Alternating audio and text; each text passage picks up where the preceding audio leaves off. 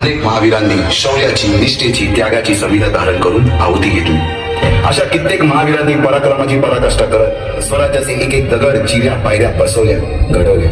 एक एक बुरुज बांधला गेला आणि आता वेळ आली त्या बांधलेल्या भक्कम गडावर विजयश्री धारण केलेला भगवा ध्वज चढवण्याची, म्हणजेच आपल्या महाराजांच्या, शिवरायांच्या राज्याभिषेकाची.